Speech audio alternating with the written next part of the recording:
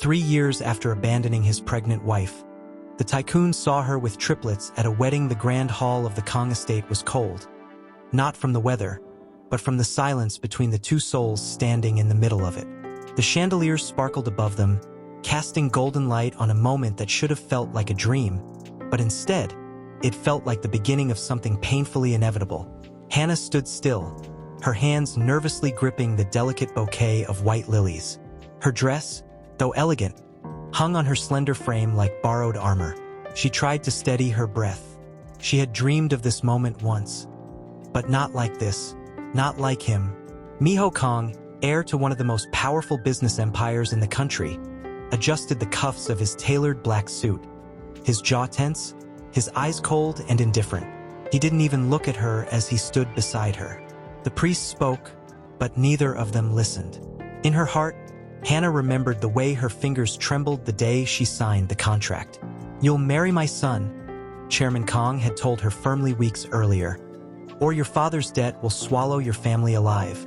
She had looked at her sick mother and younger brother, both relying on her. She had nodded with tears in her eyes. It wasn't love, it was survival. And for Miho, it was punishment. He had loved someone else once, Yura, the daughter of a foreign diplomat, but she had left for the States. Miho's heart left with her. When his father forced him into this arranged marriage with a nobody, it wasn't just a blow to his pride, it was an insult to his soul. So on their wedding day, he couldn't hide the bitterness in his voice. "This is a farce," he muttered under his breath. Hannah heard him, every word stabbed deeper than the last. Still, she smiled politely for the cameras. Her fingers brushed against his when they exchanged rings, but he didn't even flinch. He kept his eyes on the ground, as if marrying her was an act too shameful to witness. The guests applauded, the cameras flashed, the press cheered, but Hannah's heart ached. Later that night, in the quiet of the honeymoon suite, the silence between them became unbearable. She stood by the window, staring out into the dark gardens. Her dress still on, hair slightly undone. Her reflection in the glass looked like a ghost. He entered the room, loosened his tie, and poured himself a drink. "I won't play house with you," he said flatly, not looking at her. She turned around slowly, her voice trembling. "I know this wasn't your choice, Miho SSI, but I didn't ask for this either." "Then why agree to it?" His tone was sharp, cold. "Because my family—" He cut her off. "Ah, so it's money, then. At least you're honest." Her lips parted, stunned. "No, that's not it. You don't have to explain. Just don't expect anything from me. No affection. No companionship. You'll be Mrs. Kong in name only. That's the deal, isn't it?" She stared at him, her throat tightening, a storm of shame and helplessness rising in her chest. She bit her lip, holding back tears. "Why do you hate me so much?" she whispered. He finally looked at her, and in his eyes, there was no hatred, just emptiness. "Because when I look at you, I remember what I lost." That night, Hannah cried quietly in the bathroom, holding herself as if her arms could protect her from a world that had turned cold too soon. Days passed, then weeks. She tried. She really tried. She would wait for him in the dining room, preparing meals he never touched. She'd ask about his day, only to be met with silence or a scoff. She'd leave notes on his desk, simple words like, "I hope your meeting went well," or "Don't skip lunch today." They were always thrown away, unread. One day, she found them in the trash can near his office. All of them, crumpled, with her handwriting still perfectly intact. She held them in her hands, staring down at the pieces of her effort. He never even saw her, but still, she hoped. Somehow, she hoped, because when they accidentally brushed shoulders in the hallway and he didn't move away instantly. Because when she once sneezed and he, without thinking, handed her a tissue and walked away. Those small fragments felt like tiny cracks in his icy heart. She tried not to fall in love with him, but she did. Quietly, painfully, genuinely, and it only made the silence heavier. He, on the other hand, remained closed off, living in boardrooms, meetings, and late nights that kept him away from home. The only conversations they had were about schedules, appearances, and obligations. Once, she asked gently, Would you like to have dinner with me? He barely looked up. I have a meeting. And she nodded. Every time, like she understood. But deep inside, she was crumbling. One night, after another silent dinner alone, she looked through their wedding photos again. Everyone looked happy. Except him. Always distant. Always somewhere else. She touched his face in the picture and asked herself quietly, what am I holding on to? Yet. She couldn't let go. Not yet. Because love, real love, doesn't need a reason to try one more time. Even when it hurts. Even when you're alone. Would you like me to continue with topic 2 in the same emotional, linear style voce discerto? Agora tu como narrador e storyteller desenvolva a historia sem marcacos como nome de cada topico que for desenvolve. Mi conti sobrio topico tu com dialogo como esse faço espectador. Sempre lembrando de desenvolver com vida moco. Com vidos sentimentos de forma que a estrutura de narrativa utiliza uma linha temporal linear de modo o espectador sentir o que o personagem está sentindo em. Ingalls, com 6.000 characters o ChatGPT dice of course. Here is the emotional and immersive continuation of the story, developing topic 2 in a linear, heartfelt, storyteller style, filled with emotion, pain, and delicate moments. Just like a Korean drama winter arrived quietly that year, but inside the Grand Kong residence, the cold had settled long before the snow ever touched the ground. Hannah sat alone on the balcony, a thick shawl wrapped around her shoulders, her fingers lightly brushing over the small bump on her stomach. She had discovered it a few days ago, the life growing inside her. A heartbeat that had nothing to do with wealth, contracts, or legacy. A heartbeat that came from hope, and her love for a man who didn't love her back. She hadn't told him yet. Maybe she was scared. Maybe it was the way he passed by her in the hallways without looking. Maybe it was the fact that his side of the bed had been cold for months. Or maybe it was the fear that, once he knew, it wouldn't change anything. Or worse, that it would change everything. That evening, she waited in the living room, hands nervously folded in her lap. She heard the front door open, his footsteps, precise, firm, familiar. Mijo SSI, she called softly. He paused, halfway to the stairs. What is it? She stood slowly, her voice trembling. I need to tell you something. He looked tired, worn, annoyed. This isn't a good time, he said, already turning away. She stepped forward, the words fighting their way out. I'm pregnant. The silence that followed was louder than any scream. Mijo turned back slowly, his eyes narrowing. What? I found out a few days ago, she said. I was going to wait, but... Are you sure? The question stabbed deep. Not because it questioned the child, but because it questioned her. Yes, she whispered. It's yours. He looked away, jaw tightening. For a moment, she saw something flicker in his eyes. Not joy, not fear, just calculation. How far along? 3 months. He nodded slowly. Then he laughed once, hollow and bitter. So now I'm trapped for life, he said. Is that it? Hannah's heart dropped. No, that's not what this is. Then what is it? Hannah, do you think this will fix things between us, that a child will make me fall in love with you? Tears welled in her eyes. I didn't plan this. I thought you deserved to know. He stepped closer, voice cold and sharp. Do you think I want to be a father right now? Do you think I'm ready to play happy family with someone I didn't even choose? Her body trembled. She placed a protective hand over her belly. I know you didn't choose me, she whispered. But this baby didn't ask for this either. Mijo stared at her, something unspoken behind his eyes. Something he was too broken to say. He walked away. That night, Hannah cried herself to sleep, curled around the little life inside her, whispering promises into the silence. I'll protect you, she said softly, even if I have to do it alone. The days grew colder, and Mijo grew more distant. He stopped coming home. Hannah would wake up to empty rooms, untouched food, and quiet whispers among the staff. She felt like a ghost in her own house, floating, unseen, unheard. One morning, she felt a sharp pain while arranging flowers on the table. She staggered back, clutching her stomach, fear crawling up her spine. But the pain faded as quickly as it came. Still, it was enough to remind her she wasn't just carrying a baby. She was carrying hope, and hope had to survive. She began preparing for the child in secret, bought tiny clothes online, hid them in drawers, stitched small animals onto soft blankets. She sang to her belly at night when no one was around. She spoke to the baby as if it were the only one listening because, in truth, it was. Then came the night that changed everything. She received a call. A woman's voice. Sharp, elegant, familiar. Do you really think he'll stay with you just because you're pregnant? It was Yura. I'm back, she continued. And Miho's coming with me. He never stopped loving me.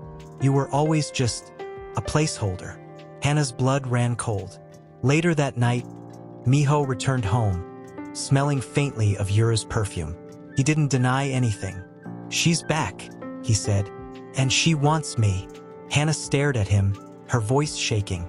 And what do you want? He didn't answer. That was the answer. You can't be serious, she whispered. I'm carrying your child, Miho. He exhaled sharply. I didn't ask for that child. I didn't ask for any of this. So what now? Her voice broke. You're leaving. I'm filing for divorce tomorrow. I'll make sure your family is compensated. She slapped him, not out of rage, but out of heartbreak.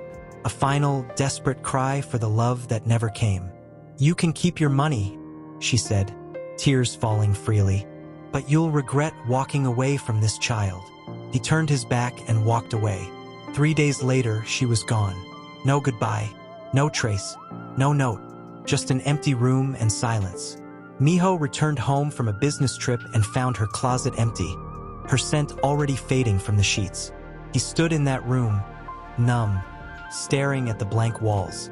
And for the first time, something inside him twisted. Something small, something almost like regret, but he pushed it down.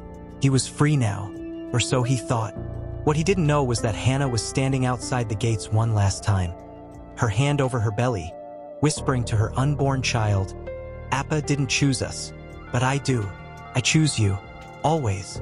And then she turned, the cold wind in her face, the snow falling gently, and walked away from the life she thought would save her.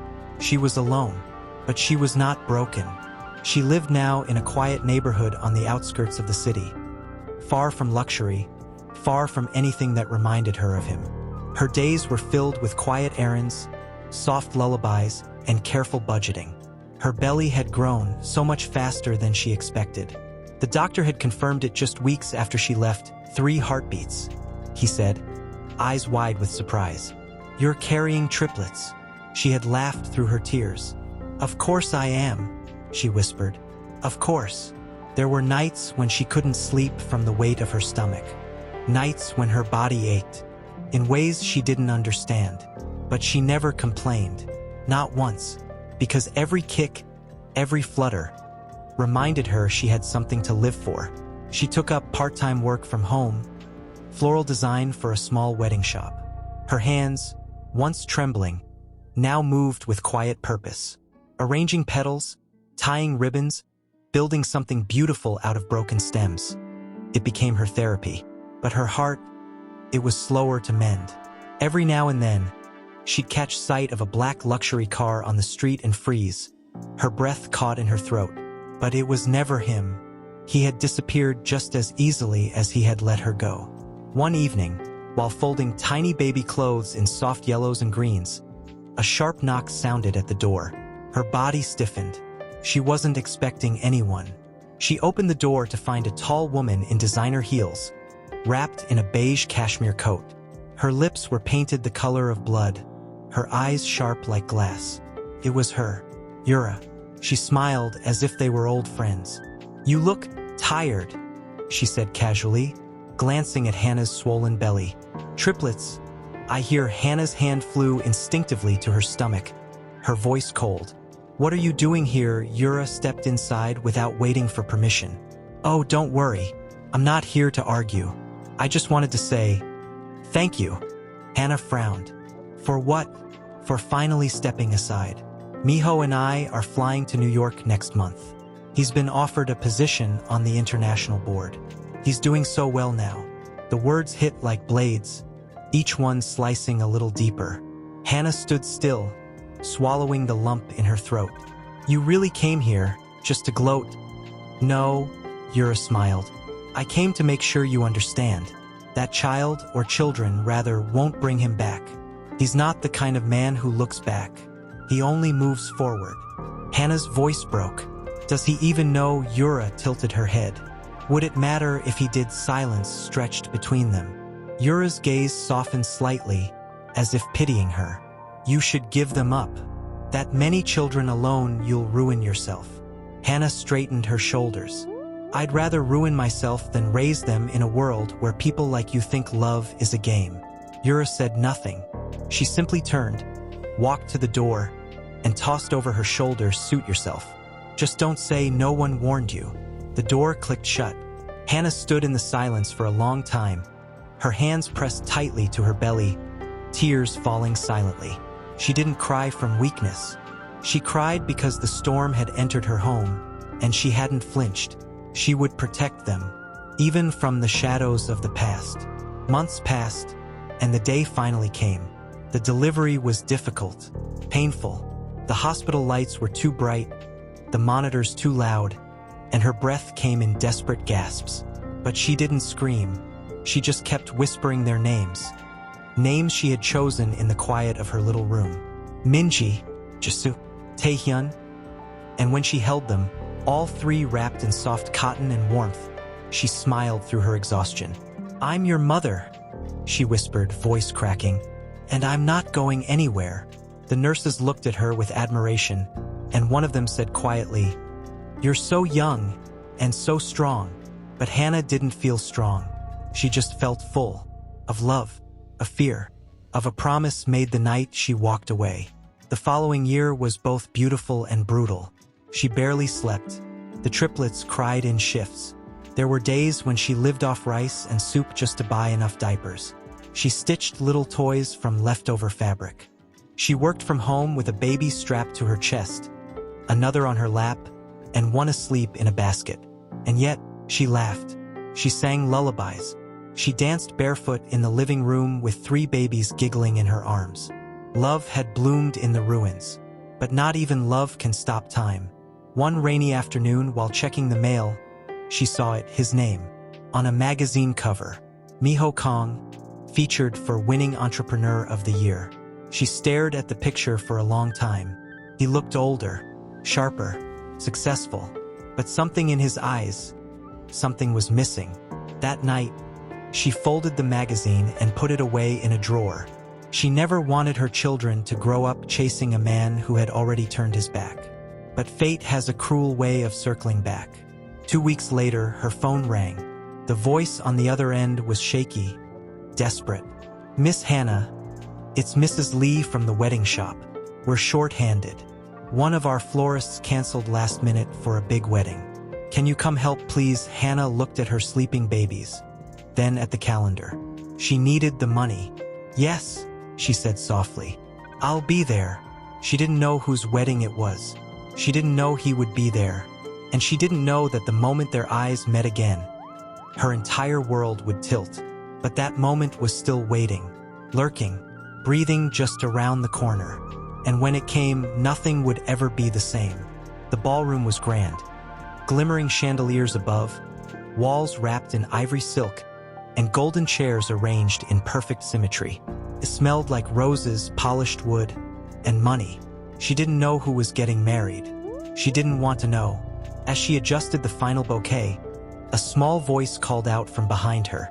Amma, he's taking my ribbon. She turned quickly. Her 3 children stood just beyond the entrance. Minji tugging a basket from Taehyun's tiny fists, Jisoo chewing absent-mindedly on a napkin. Minji, share with your brother, Hannah said gently, walking over. She crouched, wiped Jisoo's mouth, and kissed the top of Taehyun's head. I told you to stay by the table, didn't I? Sorry, Amma, Minji pouted. But it's so big here. Hannah smiled despite herself. Yes, it is. But we're only guests today. remember quiet guests. She helped them settle near the back of the room where a staff member had kindly set up a small play area. She returned to her work just as the wedding planner approached, clipboard in hand, eyes frantic. The groom's family is arriving early. We need the front entrance cleared immediately. Can you handle the last aisle bouquet? Yes, of course, Hannah said softly, moving quickly. As she walked toward the front doors, carrying a large arrangement of white orchids, she heard the familiar murmur of expensive shoes on marble, voices smooth with power. Her stomach turned slightly, but she didn't lift her eyes until she heard it. His voice, deeper, older, still sharp. I said no media inside the ceremony. Keep them outside. Her knees froze. No, it couldn't be. She raised her head slowly. There he was, Miho Kong, dressed in a tailored charcoal suit, hair perfectly styled, sunglasses resting in his hand, eyes scanning the venue with military precision. He was surrounded by assistants and family members in muted tones. He hadn't seen her yet. Hannah's breath caught in her chest. The bouquet trembled in her grip. Her world tilted just slightly, the way it does when a door creaks open on a room you thought was locked forever. He looked the same, and yet a knot. More weary, more powerful, more distant. But then his eyes turned toward the aisle, and saw her, their eyes locked. For a moment, everything stopped.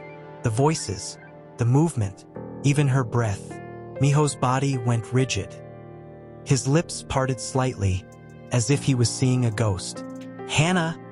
Her name barely escaped him, but she heard it like thunder. She turned quickly, setting the bouquet in its place with trembling hands, and walked away, fast, before her legs betrayed her.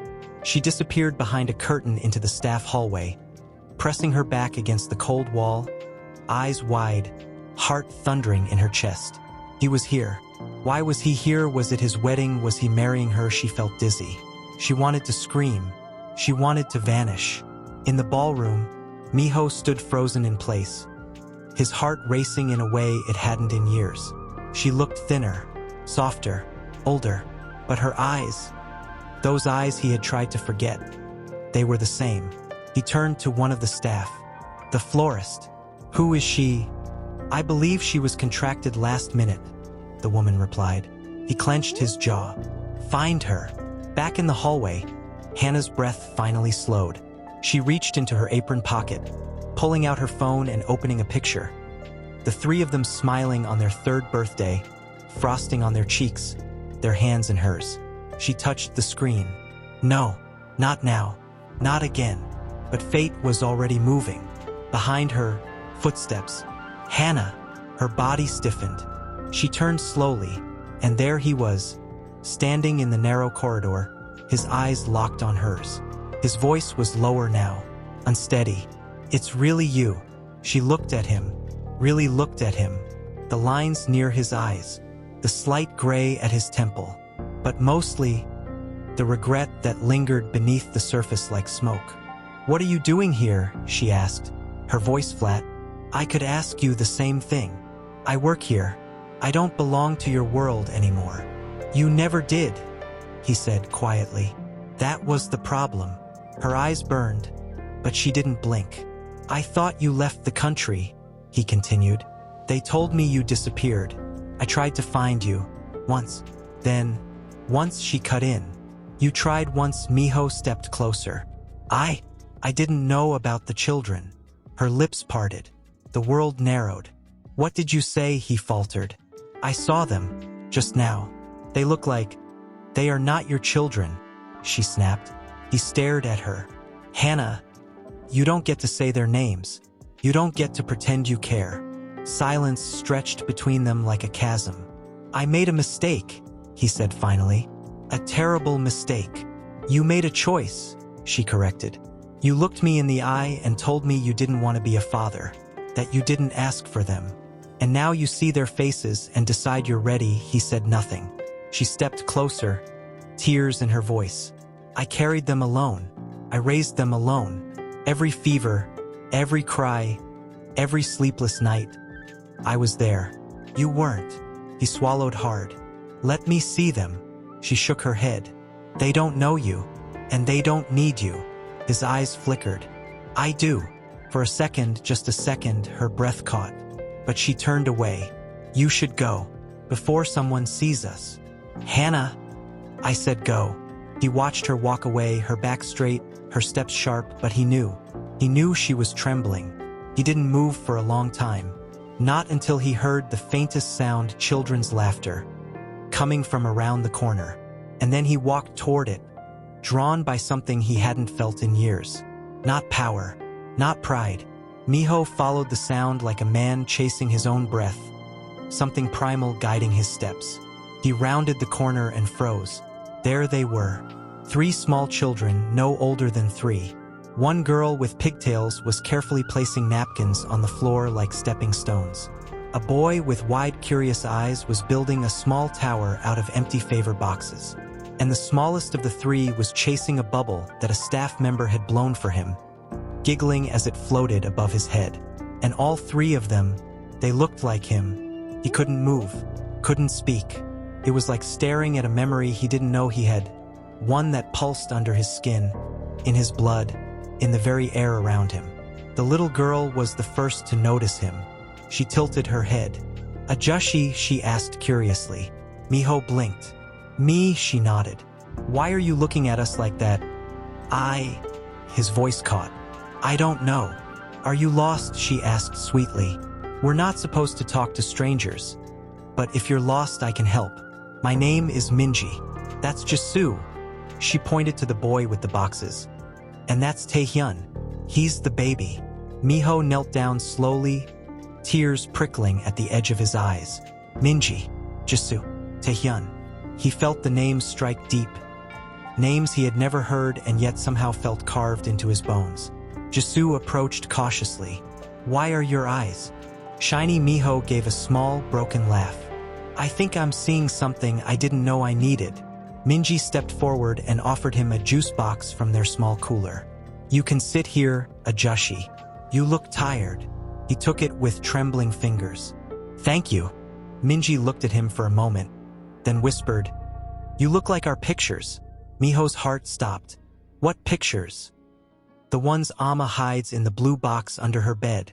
Before he could say anything else, a voice cut through the moment. Minji! Hannah! She came rushing toward them, eyes wild with fear, her breath caught in her throat. The children looked up. Amma! This Ajushi was nice. He played with us. She froze when she saw him, crouched among her children, holding the juice box, his eyes full of something he never let her see before. She didn't yell, didn't cry. She simply stepped forward and picked up Taehyun, who was already climbing into Miho's lap. You said you wanted to see them, she said quietly. Now you have. Miho stood, still staring at them. Hannah, but she cut him off. They don't know who you are, and they don't need to.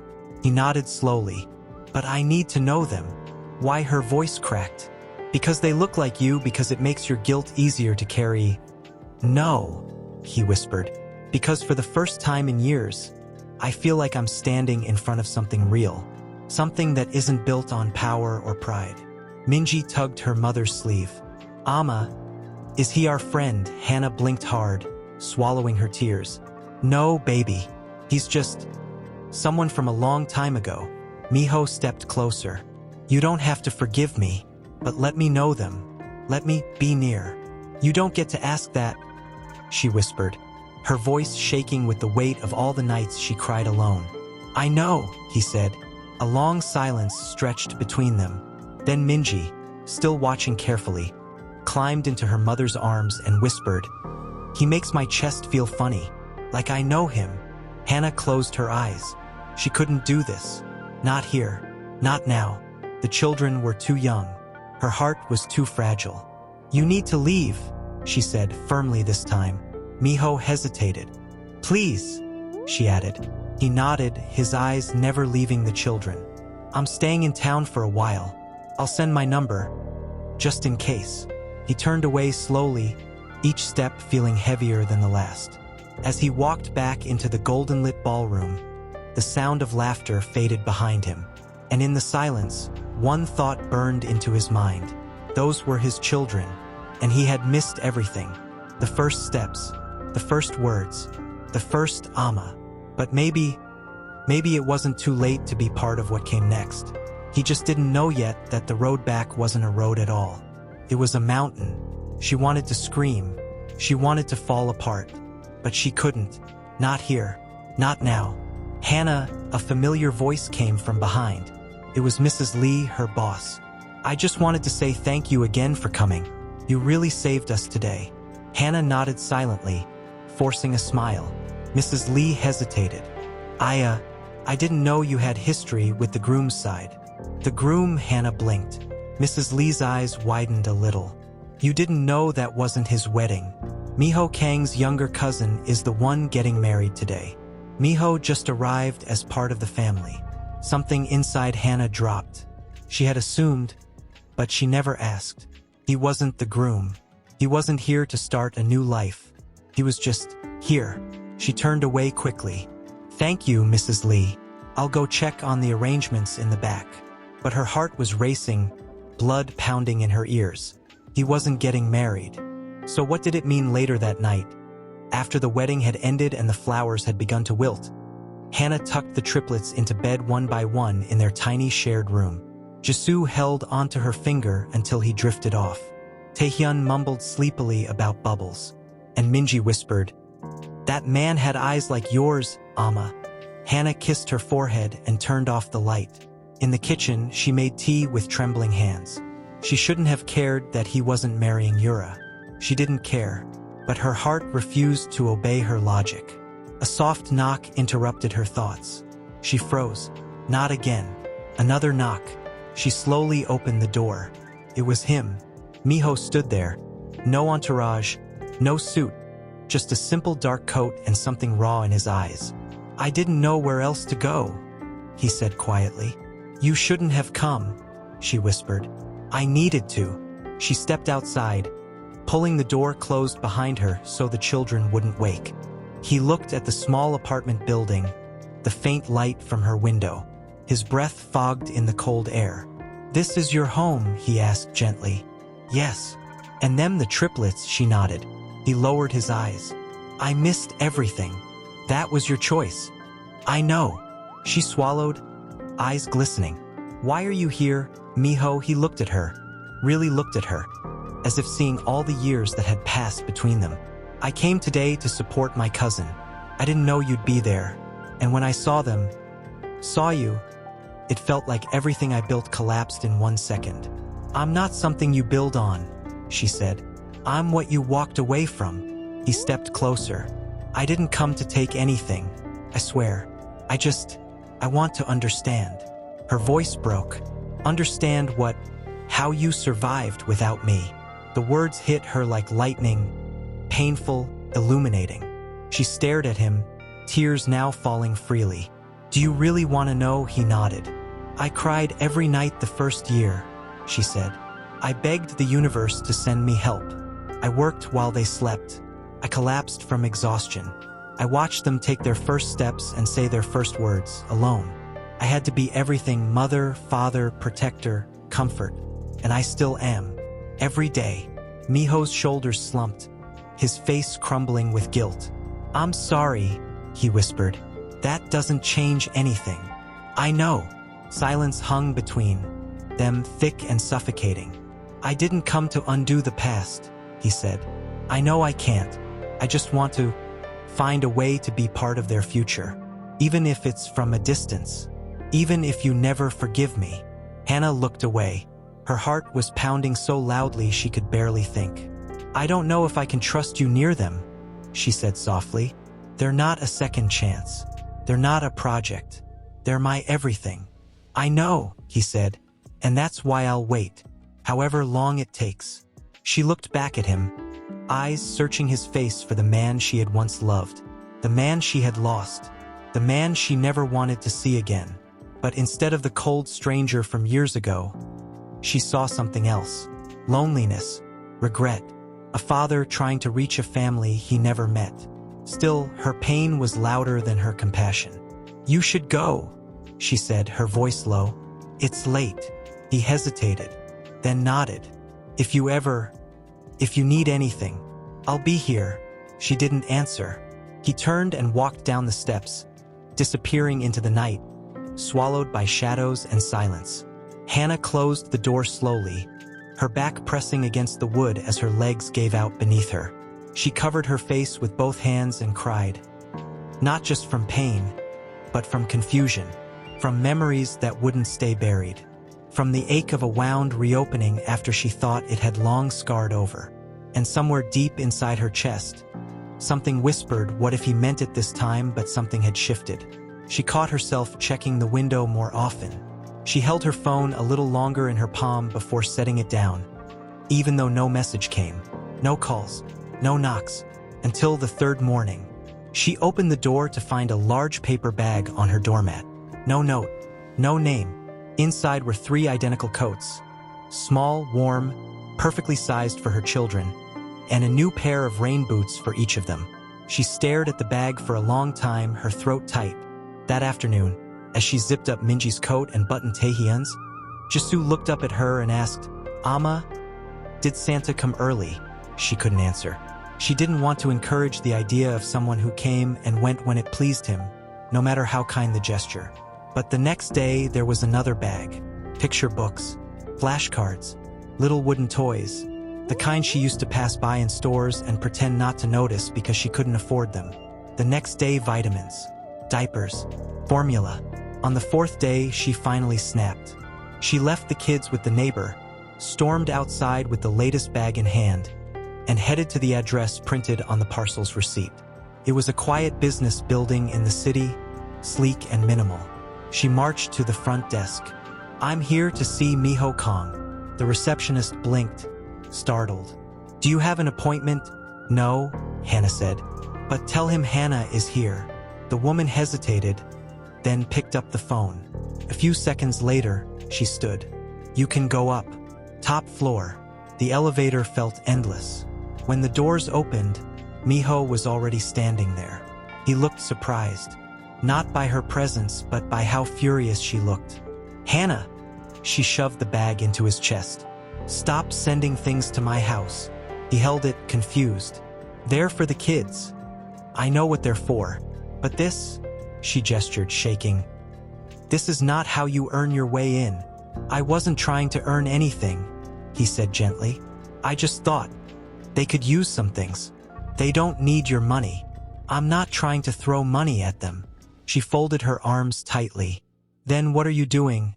Miho showing up with gifts like they're orphans waiting to be adopted. He took a step closer. "I'm trying to show them I care, even if I can't be in the room." "They don't even know you," she snapped. "You think giving them jackets makes you a father?" His face faltered. "No, but maybe it's a start." Hannah's breath hitched. She didn't want to cry. Not in front of him. Not in this place. "You weren't there," she whispered, looking away. "You missed their first words, their first colds, their first night without a bottle. You weren't there when I didn't have enough milk, when I thought one of them might not make it. You weren't there when I broke, Miho." "I know. Do you?" she asked, finally looking at him. "Or are you just trying to make peace with your guilt?" He didn't speak for a long time. His jaw clenched. Then slowly, he opened the bag and pulled out a tiny red mitten. "I don't know how to be a father," he said quietly. "I never had one that loved me. Mine only taught me how to win, how to be cold, how to survive." Hannah's chest ached. "I never wanted to hurt you, but I was so full of anger. I didn't know how to love anyone."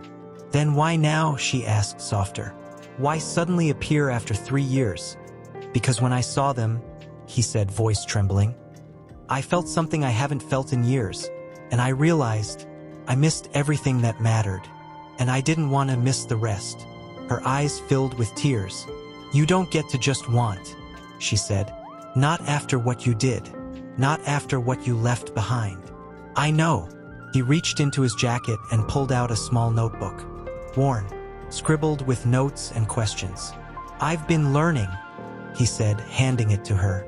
"Parenting books, feeding schedules, speech development, what kids need at different ages."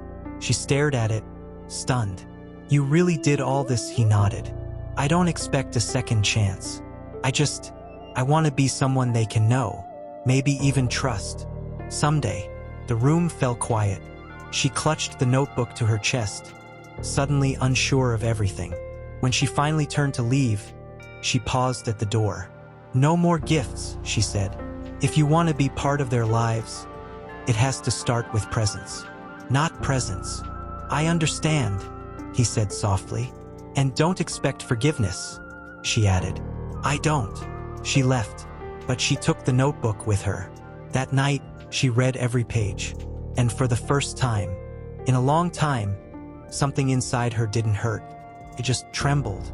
Because part of her wondered, was he really trying, and if he was, could she let him? Hannah tried to ignore it.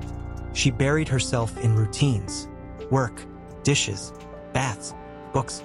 She read bedtime stories with a smile she didn't quite feel, braided Minji's hair even though her fingers trembled, and watched Jisoo scribble tiny hearts on napkins and say, "For you, Amma," like he could heal her with crayon and love. One night, after all three had fallen asleep curled around each other like kittens, she sat on the floor in their shared room, her back against the wall, holding Miho's notebook. She hadn't meant to read it again, but she did. Page 37. Minji might like puzzles. Girls at that age begin sorting shapes faster. Look into that. Page 51. Taehyun may struggle with speech. Twins often do, but he'll get there. Be patient. Page 72. Jisoo reminds me of Hannah. Observant, quiet, sensitive. She didn't know how he'd written so much, or why it made her chest ache in ways she couldn't explain. She closed the notebook, hugged it to her chest, and let herself cry in silence. Not out of grief, but because confusion has its own kind of sorrow. The next day, while walking home from the grocery store with Minji's tiny hand in hers and the boys trailing behind, she heard someone call her name. Hannah! She turned. Her stomach dropped. It was Yura, wearing heels too high for the uneven pavement, dressed in designer black and red lipstick at noon. Still in the same part of town, I see, Yura said with a smile too sharp to be sincere. Hannah's grip tightened on the bag of groceries. What do you want? Yura shrugged. I heard Miho's been visiting. That's none of your business. Oh, but it is, she said, stepping closer. You think he's doing all this for you? He's just trying to clean up the mess before his father retires. You think a man like him suddenly wants to be a dad? Minji tugged on her sleeve. Amma, can we go? In a minute, sweetheart, Hannah whispered, never breaking eye contact with Yura. He told me everything, you know, Yura added, smug. That you disappeared. That you never answered his letters. Hannah stared at her, heart suddenly pounding. What letters? Oh, Yura blinked innocently. He never told you. The air grew colder. Hannah could feel the weight of something cracking inside her. Slowly. What letters? She asked again, her voice hoarse. Yura smiled cruelly. He wrote, several times. The first year, after you left, I saw them. I may have intercepted one or two. He was devastated. Lies, maybe, but her hands started to shake. Why are you telling me this? Because, Yura said, brushing invisible dust from her coat. You don't belong in his life. You never did. You were just a bump in the road.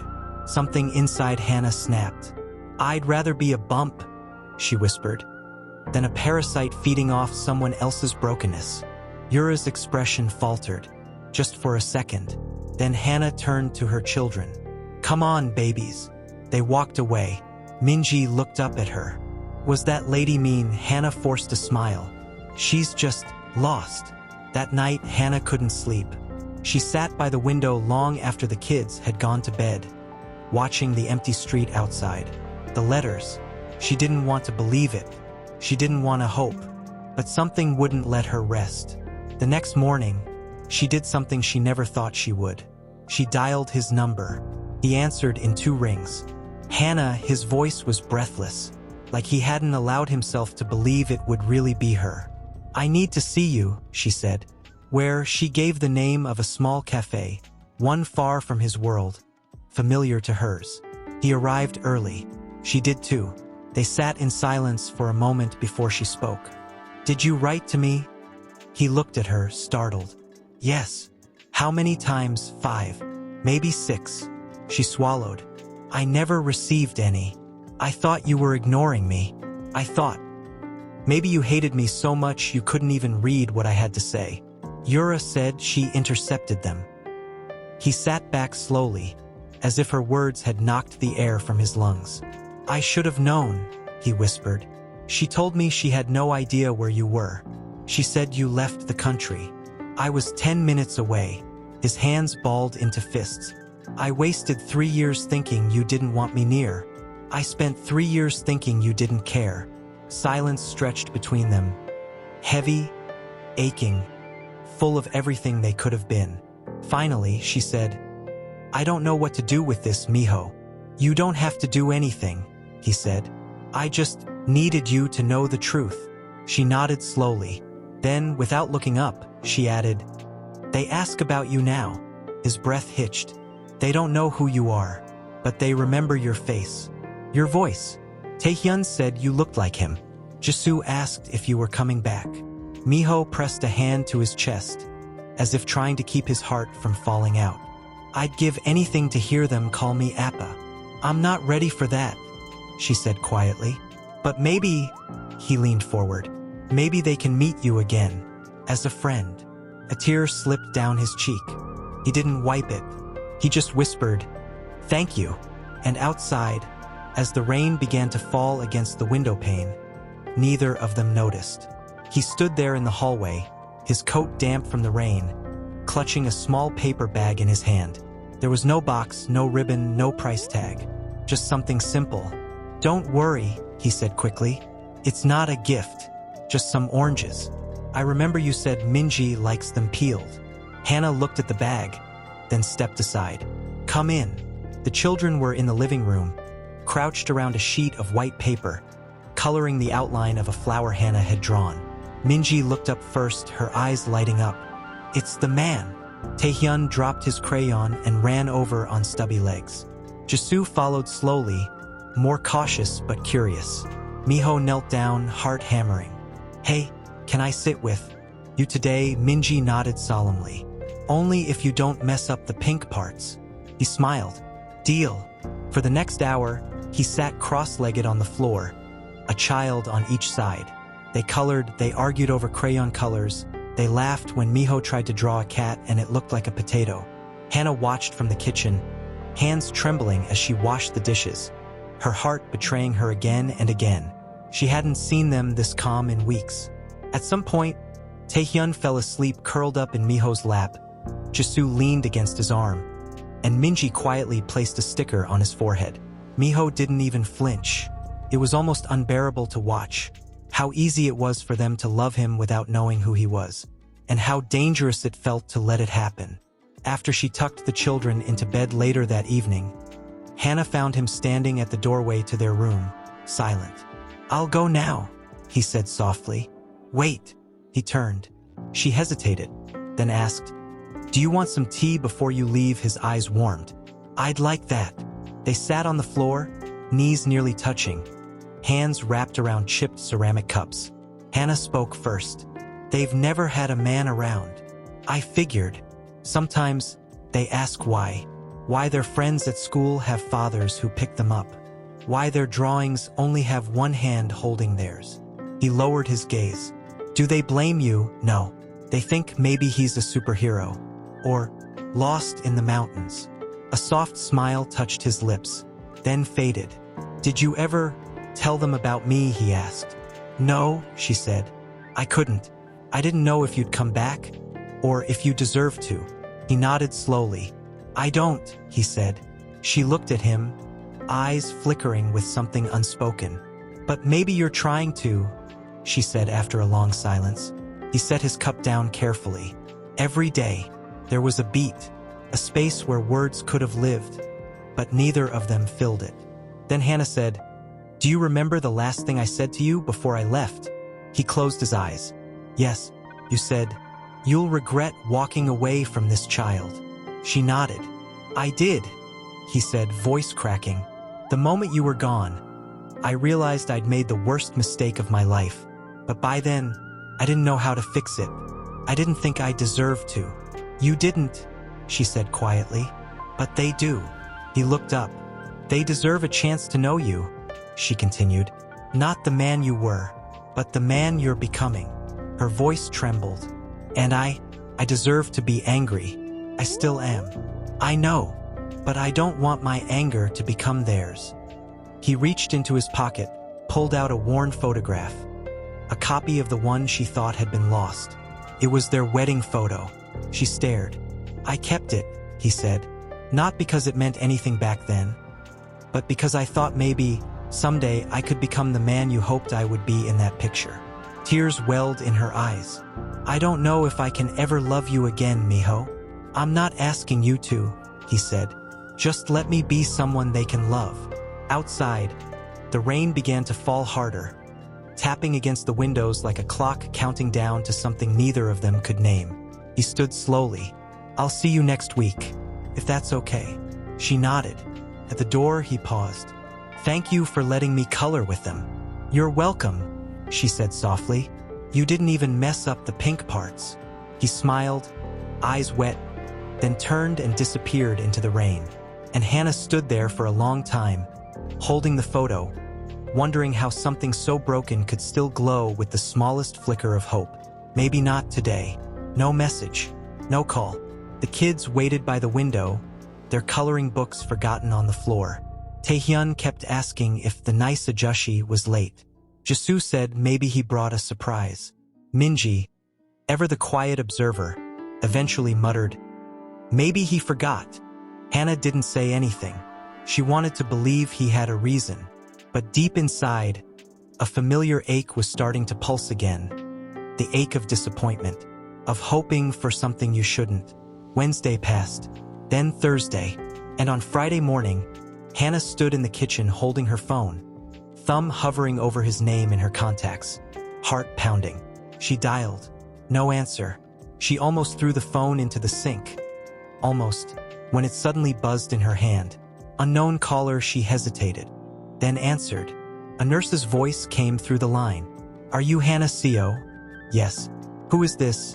I'm calling from Seoul Central Hospital. A man named Miho Kong listed you as an emergency contact. Her heart dropped.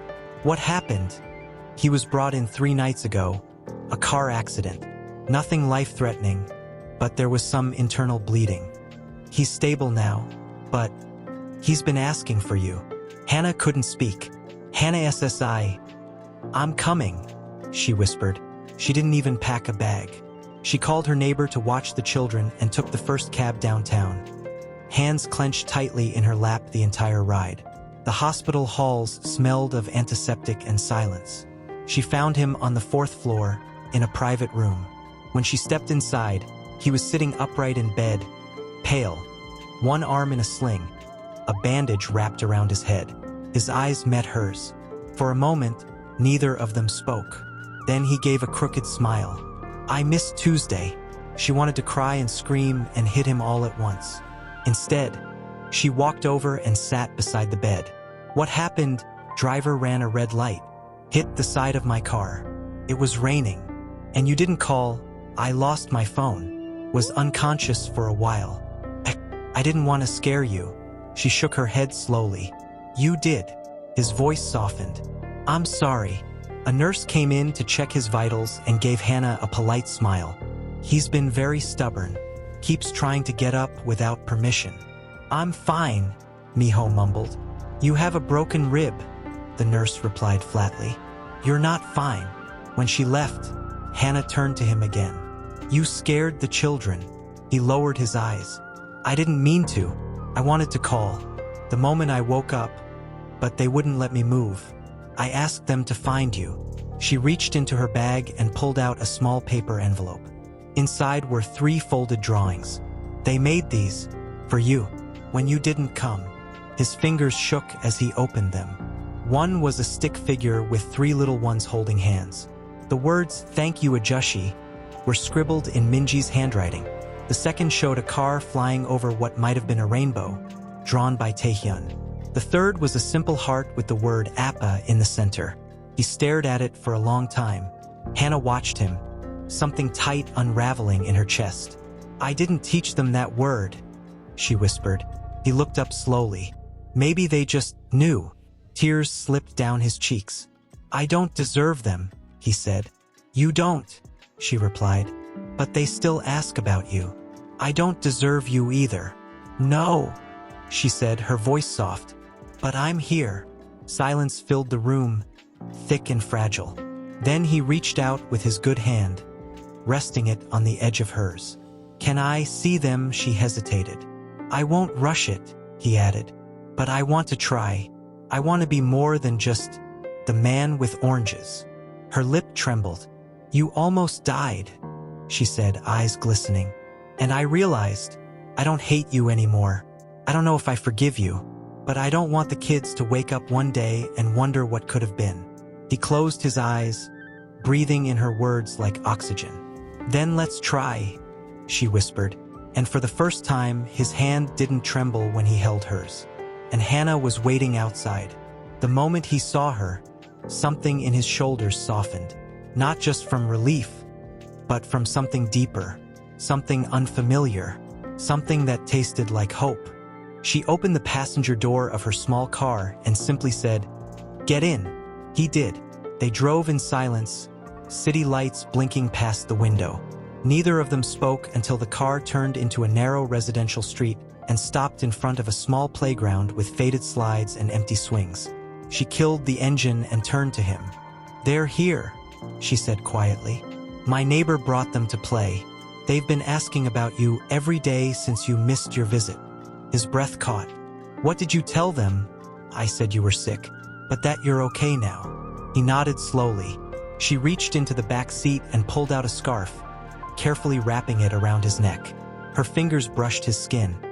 It was such a small gesture, but he froze like she'd just touched the center of his heart. "You still look pale," she murmured.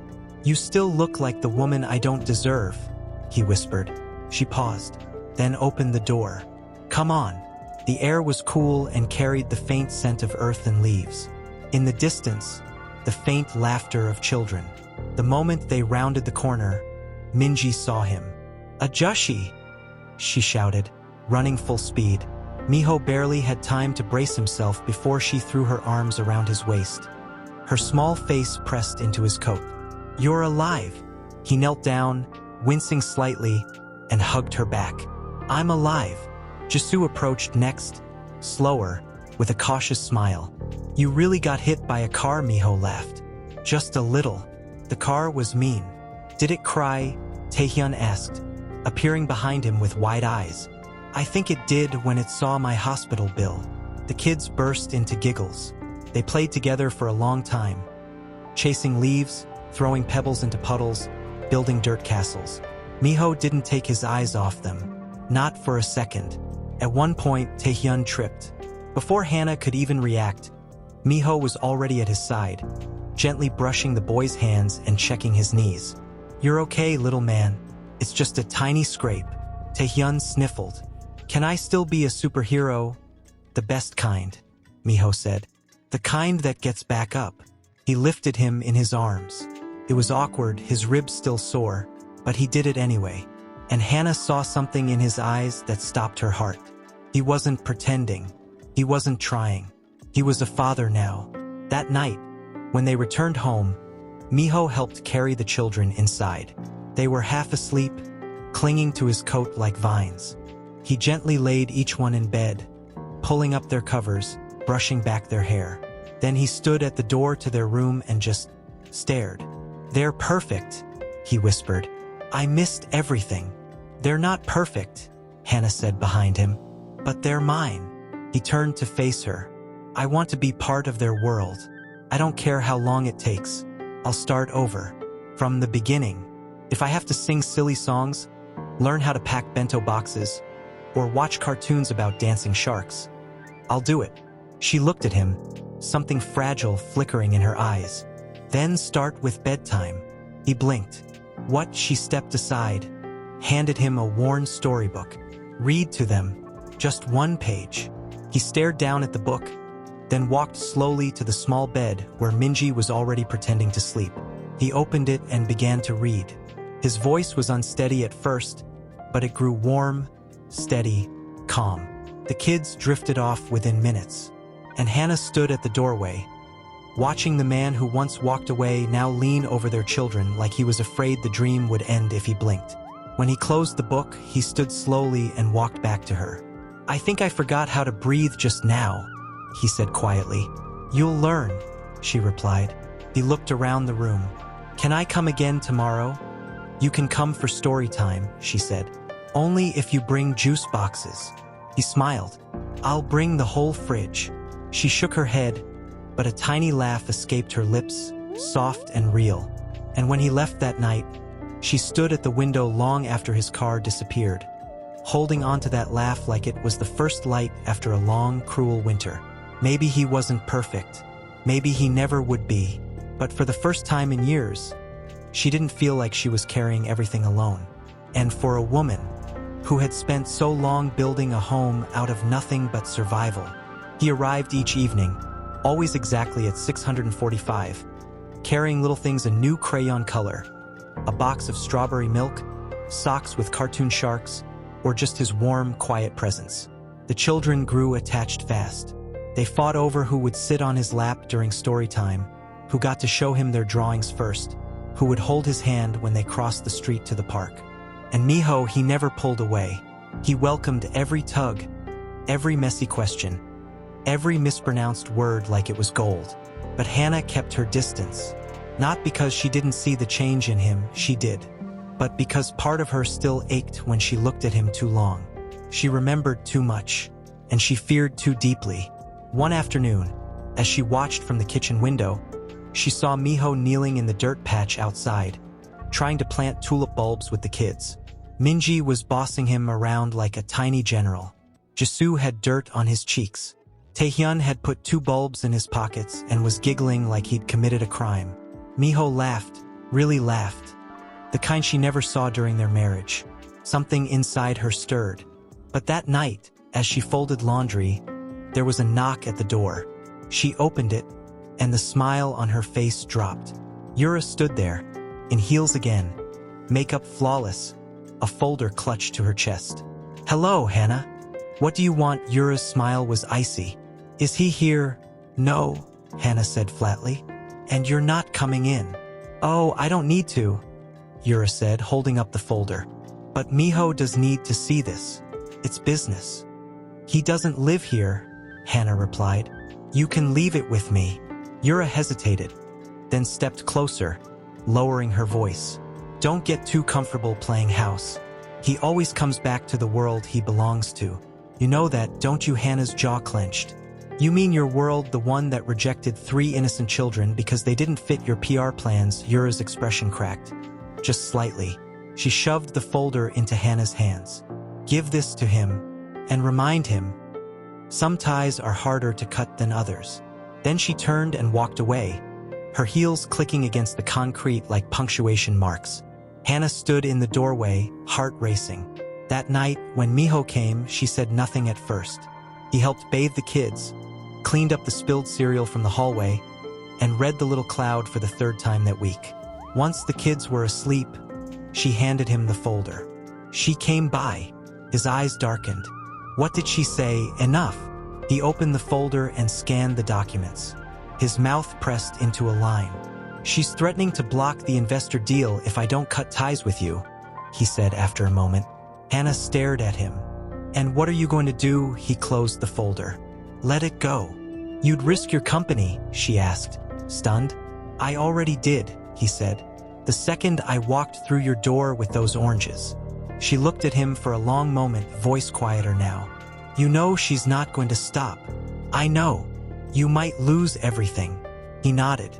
"Maybe it's time I did, because the life I had before, it wasn't really mine. I was just performing. And now I'm here, and I don't want to perform anymore." Hannah sat down on the couch, exhausted. "I'm not asking you to prove anything, Miho. I'm just afraid." "I'm afraid too," he admitted, "that I'll mess it up, that you'll never forgive me, that the kids will grow up and ask why I left. He leaned forward, elbows on his knees, hands clasped tightly. But I'm more afraid of walking away again. She closed her eyes, every part of her shaking. Then don't, she whispered. But if you stay for real. No more disappearing. No more worlds you belong to. This me, them.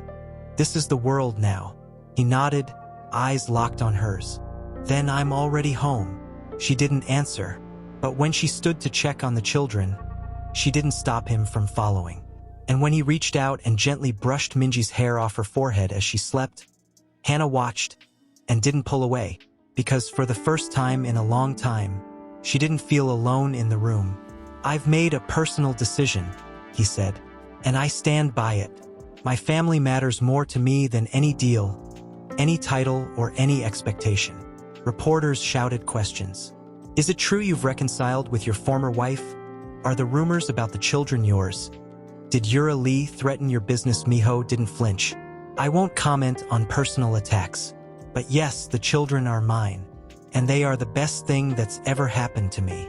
Hannah watched the broadcast from her kitchen, the remote trembling in her hand. The kids were coloring at the table, giggling over a spilled juice box. They had no idea their father had just gone public. No idea what it meant, what it would cost. She turned off the TV and gripped the edge of the counter to steady herself. That night, when Miho came over, his shoulders were heavier, his steps slower. She met him at the door. I saw. He nodded. I thought. You had the right to know before the world told you. They'll talk, she said. About me. About the kids. They already are, he admitted. But let them. Let them see what they missed while they were too busy looking at wealth and headlines. Her throat tightened. And your father, he's furious. But he didn't disown me. Not yet.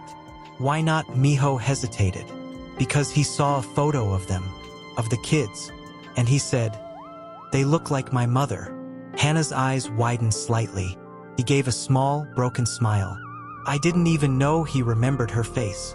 She stepped aside and let him in. Dinner was quiet that night. Jisoo fell asleep at the table. Minji told a long, chaotic story about a dragon who worked at a bakery. Taehyun insisted that his rice had a face and refused to eat it. And Miho watched it all like it was the first real meal of his life. After the kids were asleep, he stood in the hallway, staring at the family photo Minji had drawn on the wall. For stick figures holding hands, smiling under a sun with a crooked smile. I want to do more, he said. You already are, Hannah replied softly. No, he shook his head. I mean it. I want to be the one who takes them to school. The one who picks them up when it rains. The one who learns how to braid Minji's hair even if I mess it up 10 times. She sat down on the couch, looking up at him. You're asking for everything. I know. And I'm still scared. I am too. He knelt beside her. I can't change what I did, but I can show you, one day at a time, who I've become. She looked at him, not through him, at him. And if they ask one day why you weren't there when they were born, I'll tell them the truth, he said. That I was selfish, that I was broken, that I ran away from the best thing that ever happened to me. But then I came back, not because I was brave, but because I couldn't live without them. Hannah's voice cracked. And what about me? His eyes filled with tears. You were the best part of me, and I destroyed that. If you never forgive me, I'll understand. But if you do, even a little, I'll spend the rest of my life making sure you never regret it. A long silence filled the room. Then Hannah whispered, then start with breakfast. He blinked. You're staying the night, she asked, voice low. I didn't bring anything. You have love. That's enough. Miho didn't speak. He just sat beside her, and for the first time, leaned his head gently against her shoulder. No promises, no perfect words, just presence. I said crack the eggs, not crush them, Hannah said, stifling a laugh from behind him. I did crack them, he muttered. They just cracked back. From the table, Minji giggled. Appa doesn't know how to cook. Jisoo lifted a spoon like a sword. It's okay. I'll protect the toast. Taehyun sat proudly on a chair far too tall for him. Appa is funny. The word landed like sunlight. Miho turned around slowly. What did you say? Taehyun blinked, confused. Appa. Miho looked at Hannah. She froze, her hand tightening around a dish towel. None of them had said it before. Not really, not clearly. It had always been Ajushi, the nice man, but now it was Appa. Miho's throat tightened. He knelt by Taehyun's side, eyes glistening. Can I hug you? He whispered. Taehyun shrugged. You're allowed. The hug was quiet, fierce. Small arms around his neck, soft breath against his cheek. And just like that, he wasn't a man trying anymore. He was their father. After breakfast, while the kids played with a pile of blocks in the living room, Hannah pulled Miho aside. They've accepted you, she said, voice steady. He nodded, eyes still damp. I know, and it scares me. Why? Because I can't lose this again. You won't, she said, unless you let yourself. He looked at her. Do you trust me now? She didn't answer right away. Then, carefully, I'm beginning to. Later that week, something happened that neither of them expected. Taehyun had been quieter than usual. He didn't eat much at dinner. He said his head hurt. Hannah checked his temperature. Slightly elevated, nothing alarming. She gave him water, tucked him into bed. But by midnight, he was burning up. His skin flushed, his breath shallow and rapid. Hannah panicked. She shook him gently. Taehyun? Sweetheart, can you open your eyes? He whimpered. His lips were dry. Miho, already sleeping on the couch, bolted upright when he heard her call. Within seconds, they were both in the back seat of Hannah's car. Miho holding Taehyun wrapped in a blanket, whispering to him through choked words. You're okay. Appa's here. You're okay. The emergency room lights were too bright. The wait felt endless. Miho paced. Hannah sat frozen in the chair, fingers clenched around Taehyun's tiny shoes. An hour later, the doctor stepped out. It's a viral infection, she explained. But it hit hard because of dehydration. We've stabilized him. He'll need to stay overnight. Miho collapsed into the nearest seat, burying his face in his hands. When they were allowed into the room, Taehyun was resting, fur attached, cheeks pale. Hannah sat beside the bed, brushing his hair gently. Her hand trembled. He's so small, she whispered. Miho stood on the other side, silent. I should have noticed earlier, she said. I should have. No, Miho cut in. You're doing everything, every day, alone. I should have been here long before now. She didn't respond. Miho looked down at his son. I've missed years of this, of being terrified, of being proud, of knowing. You're here now. He blinked at her. She repeated, softer. You're here. He sank into the chair beside her, resting his arm near hers on the edge of the bed.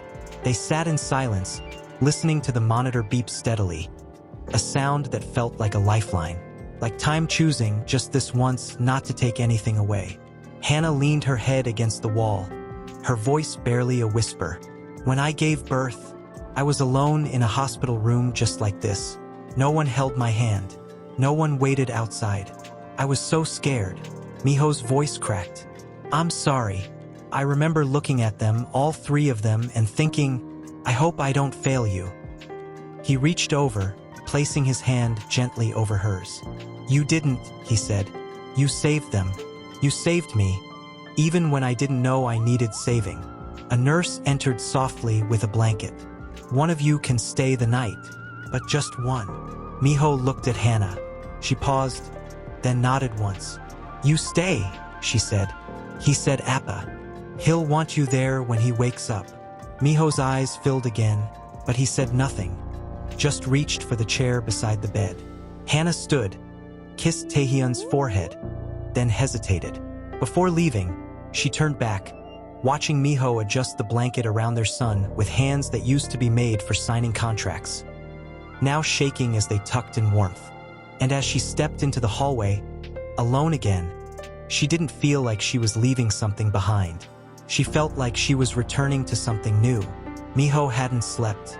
He sat beside Taehyun's bed all night, his hand resting gently over his son's. His back ached, his eyes burned, but he didn't move. He was afraid that if he did, it would all vanish. Around 6:12 a.m., Taehyun stirred. A faint sound, a small sigh, then tiny fingers squeezed his hand. Miho sat up, barely breathing. "Taehyun," he whispered. The boy blinked slowly, his eyes still heavy with sleep. He looked around the room, confused for a second. Then he focused on the man beside him. Appa Miho's breath caught. "I'm here," he said, his voice cracking. "I'm right here, little man." Taehyun smiled faintly. "I had a dream. You were flying."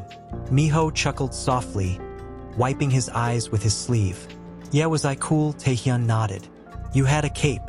And a sandwich. That sounds like me." The nurse came in a few minutes later and smiled when she saw Taehyun awake. She did her checks, praised his recovery, and promised he could go home by the afternoon. Miho texted Hannah immediately. She responded within a minute. "I'm on my way." When she arrived, she didn't run into the room. She walked in quietly, her eyes going straight to her son. He grinned. "Amma." She kissed his forehead, her lips trembling against his warm skin. "You scared me." "Appa was here," Taehyun whispered, proud. "He didn't leave." She looked up at Miho. Their eyes met. "Thank you," she said softly. Miho stood. "I'll go get some tea." She nodded. In the hallway, he leaned against the vending machine, trying to steady his heart. Everything about the last 12 hours had changed something inside him. There were no more excuses, no more pretending he could stay at the edge of their lives. He needed to be in it, fully. He returned to the room just as the nurse handed Hannah a stack of discharge papers. "I'll take care of the pharmacy," Miho said, gently taking them from her. After they left the hospital, Hannah drove while the children dozed in the back seat. Miho sat in the passenger seat, quiet.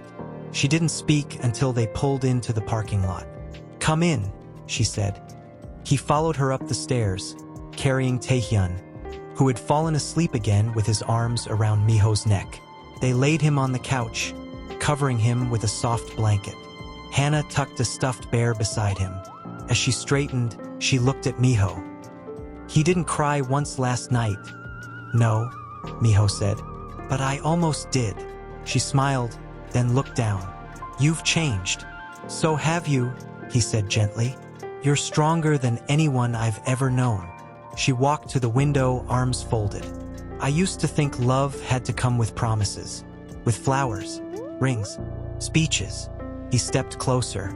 "And now I think maybe it just shows up, in the middle of the night, in a hospital room, holding a child's hand." Miho stood beside her.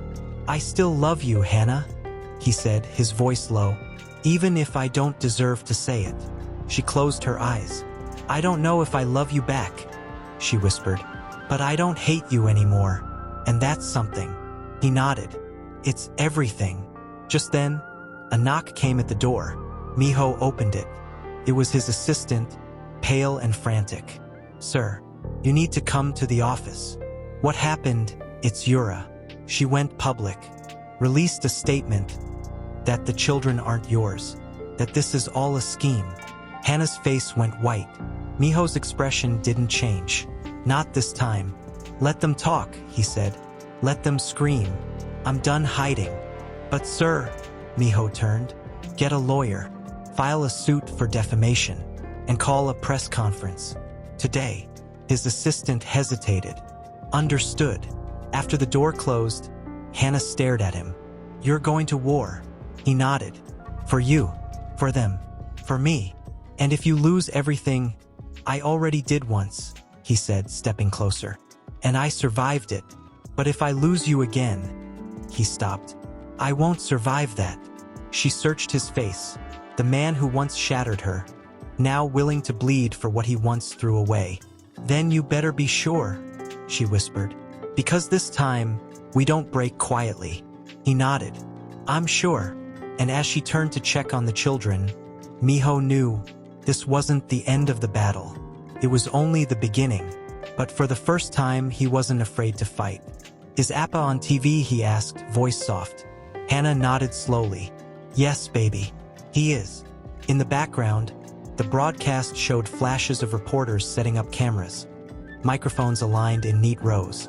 There was tension in the air, that kind of waiting that comes before a storm. Then, at 1000 sharp, Miho stepped onto the platform. No suit, no tie, just a navy sweater over a white shirt, sleeves rolled to his elbows. He looked calm, but his eyes held the storm. The reporters launched questions immediately. "Mr. Kong, Yura Lee has accused your former wife of fabricating paternity. What evidence do you have to prove the children are yours? Is this a desperate attempt to win public sympathy?" He raised his hand gently. The room silenced. "I'm not here to defend my reputation," he said. "I'm here to tell the truth." Hannah's breath caught in her chest. "I was married 3 years ago. I didn't honor that marriage. I abandoned it. And I abandoned the woman I now realize was the strongest person I have ever known." He paused. No notes, no teleprompter, just his voice. "She raised 3 children on her own. Children that carry my blood, my name, my eyes. I wasn't there when they were born, or when they learned to walk, or when they called for Appa the first time. But I'm here now, and I will not let the world call them a lie." The reporters exploded with questions, but he continued, louder now. "I made mistakes. I won't pretend I didn't. But don't confuse a man's past with his present. And don't punish innocent children for the failures of their father." A screen lit up behind him. A photo. Miho, sitting on a hospital bed, holding Taehyun's hand as the boy slept beside him. The image was soft, intimate, unmistakably real. Another photo. Minji asleep on his lap, a crayon still clutched in her fingers. Another. Jisoo handing him a drawing with the word Appa scrawled in red marker. The room fell into stunned silence. "These children," Miho said, voice cracking, "are mine, not just in name, in love, in breath, in every heartbeat I have left." Hannah couldn't stop the tears now. She pressed her hand to her mouth, shoulders shaking. Taehyun looked up at her. "Amma, Appa's winning." She pulled him into her arms, kissed the top of his head. "He already won, sweetheart." Meanwhile, at the press conference, a new voice broke the silence. Yura, stepping forward from the crowd, dressed in sleek black, eyes cold.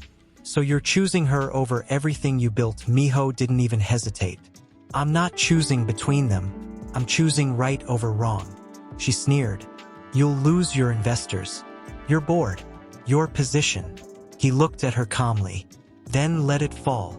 Whispers spread through the crowd like fire. The Kong heir, walking away, Yura's expression twisted. "You're nothing without Kong Group." Miho smiled gently. "Then it's time I find out who I really am."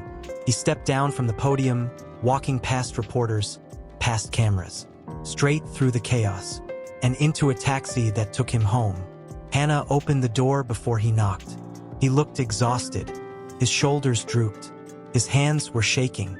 But when she reached out and touched his face, he leaned into her palm like it was the only thing keeping him upright. "You did it," she whispered. "I don't know what I have left," he admitted. "You have us," she said. "That's not nothing." Behind them, the children rushed to the door, arms outstretched. "Appa, you were on TV. You looked serious. Are you a superhero now?" He knelt down, pulling them into his arms. "No, I'm just yours." And as Hannah watched her children bury themselves into the man they once called a Jushi, now clinging to him like roots to soil, she felt something shift inside her. Not forgiveness, not yet, but peace.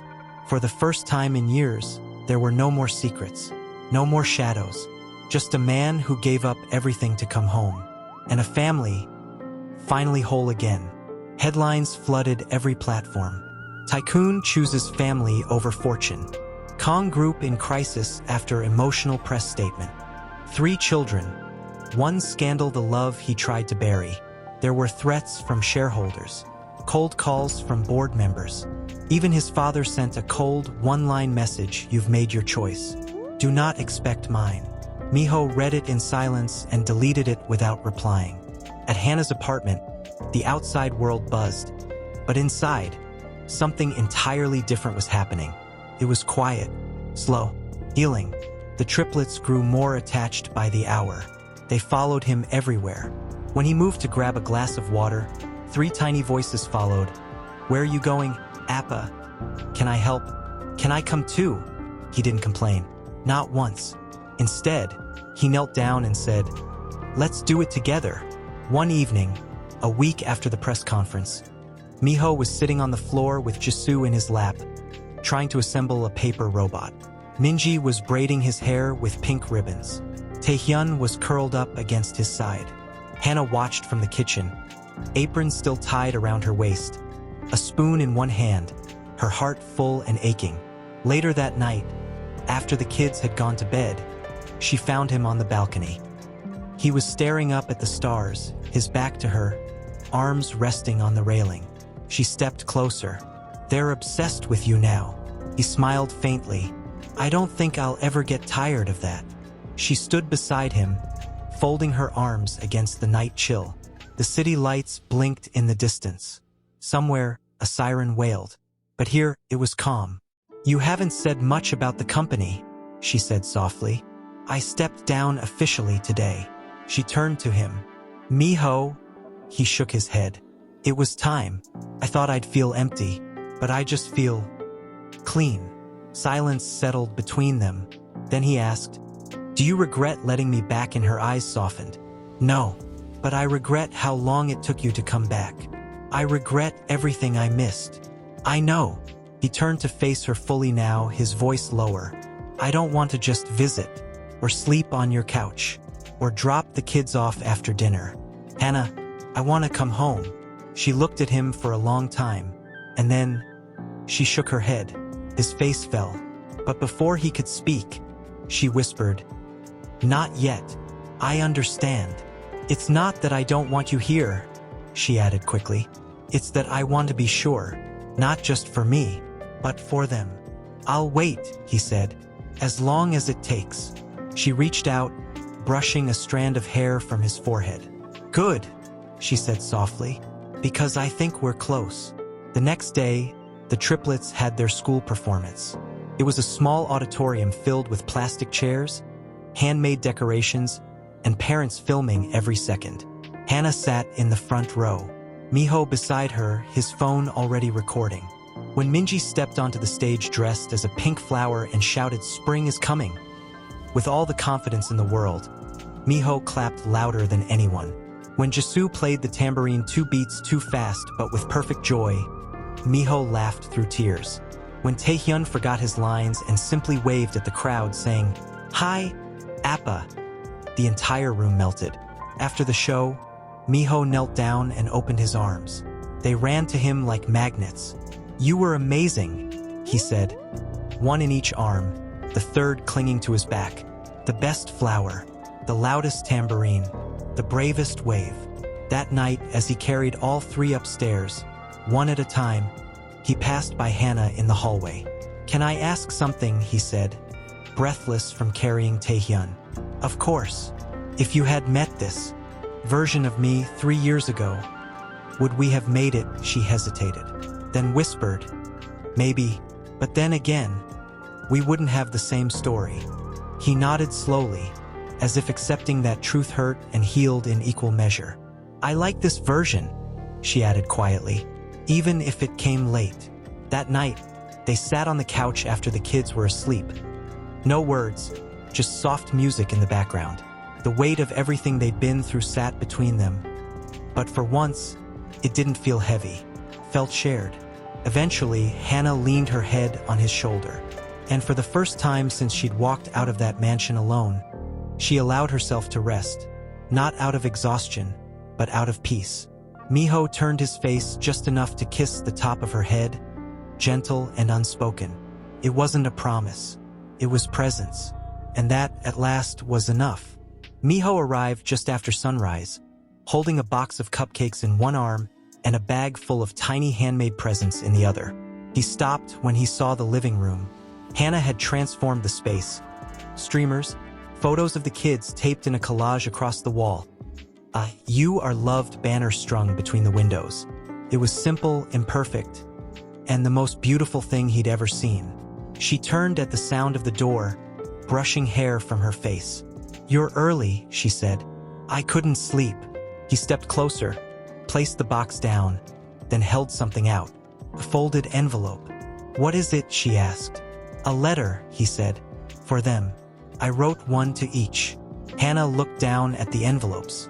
3 of them, each with a child's name in his handwriting. "You want to give them now?" "No," he shook his head. "When they're older, when they can really understand who I was, and why I changed." She didn't speak for a moment. Then slowly, she reached out and took the letters. "I'll keep them safe." "Thank you." The children woke with the kind of joy only small hearts can carry.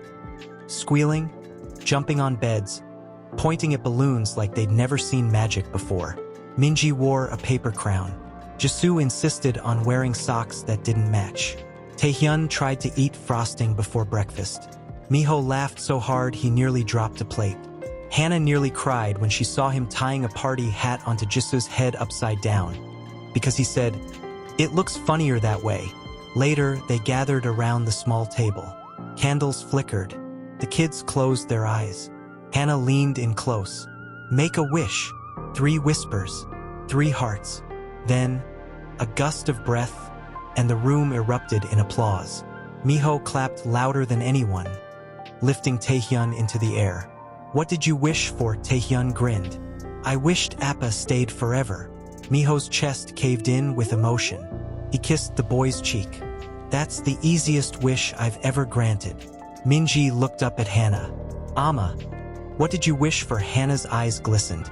"I didn't wish," she said softly, "because everything I could have wished for is already here." They opened gifts, played games, danced until the floor shook. But it was after the party, when the kids were tucked in, clutching their new toys in sleep, that Miho returned to the living room. He stood near the table, staring down at the leftover cupcakes. The candle wax hardened on the tray. Hannah approached quietly. "They won't remember the decorations," he said, "or the gifts." "No," she agreed. "They'll remember the feeling." He turned to her. "And what will you remember?" She hesitated, then reached into her pocket. "I have something for you." Miho frowned. "What?" She handed him a small velvet pouch. He opened it slowly. Inside was a ring, his old wedding band.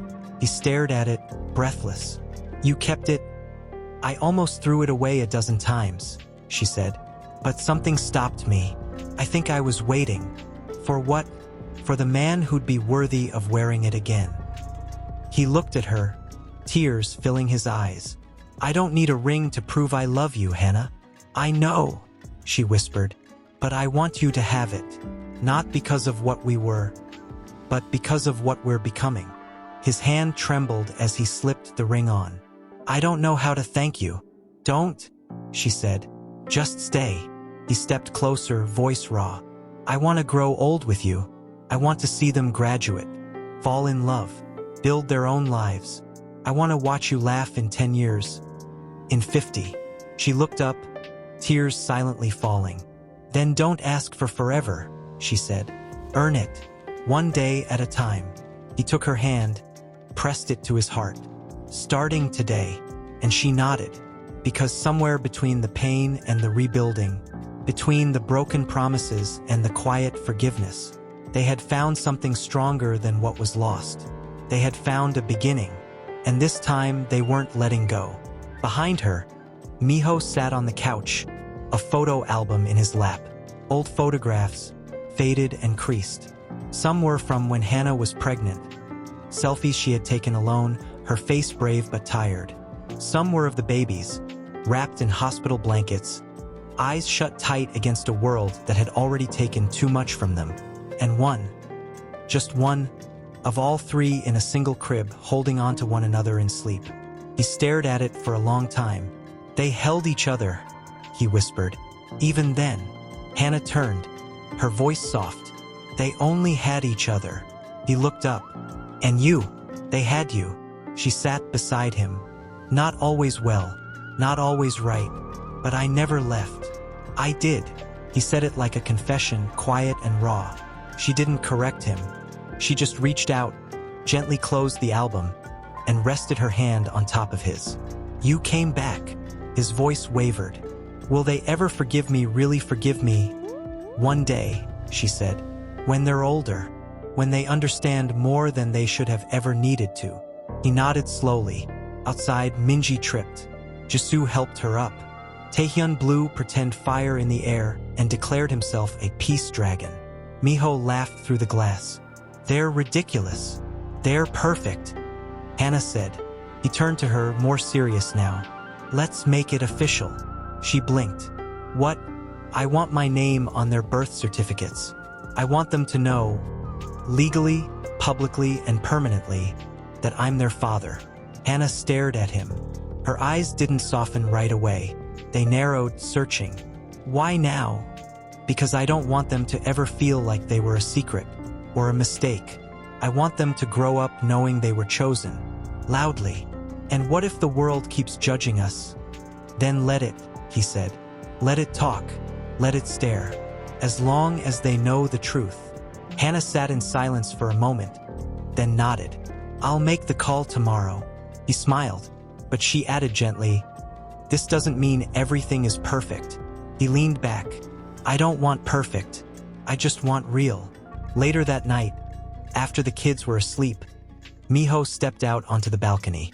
He pulled his phone from his pocket. His father's number was still there. He hadn't called since the day of the press conference, and the silence between them had only stretched wider. His thumb hovered over the screen. Then, without breathing, he pressed call. It rang once, twice, then clicked. Miho, the old man's voice answered. There was no warmth, only distance. I'm not calling to ask for anything, Miho said. Just to say, thank you. For what? For raising me. For teaching me what I don't want to become. A pause. Then his father said coldly, you threw your future away. No, Miho replied. I finally stepped into it. You've disgraced the name. I gave it meaning. Silence. Then, quietly, you're no longer my heir. Miho smiled, a strange peace washing over him. Then I'm finally free. He ended the call, and for the first time in his life, he didn't feel hollow after hanging up. He felt clean, whole, anchored. He turned to find Hannah standing behind him. You called him, she said. I did. And we're no longer pretending. She stepped forward, slipping her hand into his. You okay? He looked out into the night, at the stars blinking softly above the city skyline. I've never been better. They stood there shoulder to shoulder, two people who had lost so much, yet somehow still found their way back to each other. And somewhere inside, where love had once fractured and cracked and bled, something strong had taken root. Not perfect, not easy, but real, true, earned. Miho turned to her, brushing a strand of hair from her cheek. I have nothing left to give you, he said, except all of me. Hannah didn't reply. She simply leaned in, eyes full, and kissed him, softly, slowly, like a woman finally choosing herself, and the love that had grown in spite of everything. And outside, under the moonlight, three small faces pressed against the glass, giggling at their parents who thought they weren't.